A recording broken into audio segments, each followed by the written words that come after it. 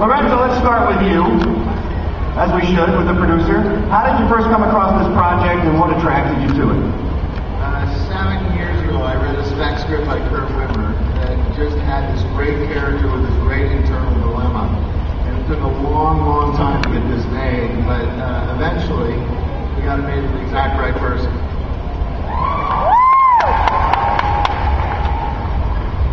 Angelina, you must get offered a lot of films, especially action films. You have to make a choice, obviously. What drew you to this project versus maybe some others you could have chosen? I thought it was one of the smarter scripts I'd read, and I'd done a lot of action movies, but they'd always been based in fantasy in some way. So it was the first time I got to do something based in reality, and I think that makes all the action harder and tougher and just a lot more fun. So I had a great time. Now, you've worked with Philip before on Bone Collector. Does it give you a certain amount of confidence having a director that you have some history with when you're making a film that is this demanding? Oh, absolutely. Yeah, Phil and I worked together 10 years ago, and we both changed and grown up a lot, and especially me. And I knew Philip was one of those rare directors that takes story very seriously and research very seriously, and so he makes a great, smart, proper dramatic film, and at the same time loves and understands the big action sequences and all the big fun of these type of movies. So it's rare that there's that balance. Usually these types of films are one or the other, and because of Philip, this film is both. I knew that with him it would be that. So. Philip, I think one of the strong suits of many of your films is casting. What was it like working with Liam and Angelina? What did they bring to the film? Well, Angelina brings, as we know, an extraordinary acting ability combined with an amazing athleticism. But it's not the athleticism that makes the stunt and fight sequences so dynamic. It's her acting ability. Because it's make-believe, but she makes you believe it. And Leanne is, I think, one of the greatest living American actors.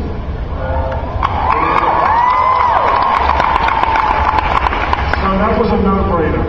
They're both no-brainers, really, and reason to get up in the morning and go to the studio. Leanne, what are the challenges a film like this presents for an actor versus something that's maybe more actor-driven, something that's more dramatic when it's this physical? I'm under the very misguided impression that everything is actor-driven. I think the interesting part, I think, for both Angie and myself, was what motivates someone like this. There was the Russian spy swap that happened a couple of weeks ago, and I couldn't help but think, with someone who spends that much time in deep cover, what motivates them? And that for me is what makes the film so interesting, and made the character so interesting to pursue. I heard that Columbia actually engineered that whole Russian thing. It didn't really happen. It was just It's one of the most impressive marketing schemes I've ever seen. All right, let's open up questions to the audience. If someone has a question for anybody up on the panel, feel free to work your way to a microphone. If I can find you, I will let you ask the question. Where are we, out here? Hello. Go ahead. My question is for Angelina. I know that you used a method for preparing for roles. Did you use that for Salt? Oh, it's a nice question. I did. I think I do every time I work in some way. The method is so much about getting back to your memory and using your sense of memory. And so for any kind of emotional scene, funny enough, there were some kind of good heavy scenes in this to kind of pull from things that kind of tear at my soul and move me. And there was that opportunity for this. Thank you. Next up, sir. Hi, Miss Jolie. My name is Jim. I understand you filmed some of the movie in Bethpage, New York, where I'm from.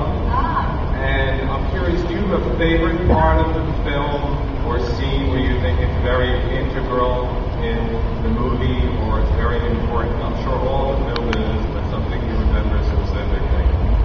That we shot at Bethpage? Well, anywhere I'm from Bethpage, so I haven't mentioned that. Well, one of the most fun part of the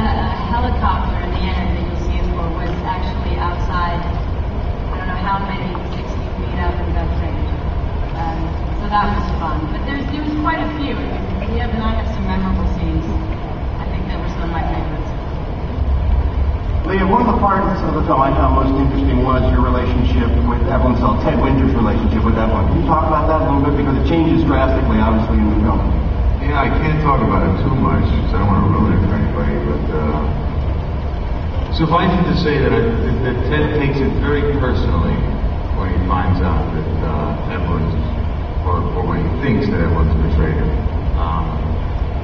It was just a really fun ride. You know, it was one of those things where it just kept twisting and turning, and it was really fun as an actor to sort of, you know, do you play what you know, or do you play the scene that's right in front of you, or you know? And I guess the lesson I learned is that it's always best to sort of play the scene that's right in front of you. That's great. Go ahead. Hi, Ms. Jolie. My question is, did you do your own stunts? And if you did you get any injuries from those stunts? I did, and I did. I got, oddly, I got injured in one of the most ridiculously easy stunts in the movie. I had to just jump into a door and shoot sideways and roll to the ground, and I rolled right into a desk, and I cracked the front of my head open, and not my skull, but I was bleeding, and I have a little scar now right here. And then I actually... We barely stopped. Yeah, we came back a few years later. And then I thought actually that I had some problem because I couldn't hear everybody well, and I thought, oh my God, I've done it, and I've got a concussion, and I'd forgotten I had my earplugs in. So I was fine. Philip, how do you handle that when you've got some of the biggest movie stars in the world wanting to do their own stunts? It must make a director a little bit nervous. Well, we had a secret weapon called Michael Crane, one of the greatest stunt coordinators and second directors ever in the history of mankind. A genius, who's the architect of so many of these wonderful action scenes in the movie. And he knows Angelina's strengths and he knows her limitations. So he lets it go right up to the edge. When he says no, she knows she shouldn't go over the edge. Do you find that actors tend to want to do more stunts than they're even allowed to? Just say that again. Do you find that actors tend to want to do more stunts than perhaps they even I should? find that Angelina wanted to do every stunt. In fact, she did. This is an unusual summer film. There's no CGI Angelina in this movie. There's no stunt double. It's her. That's great.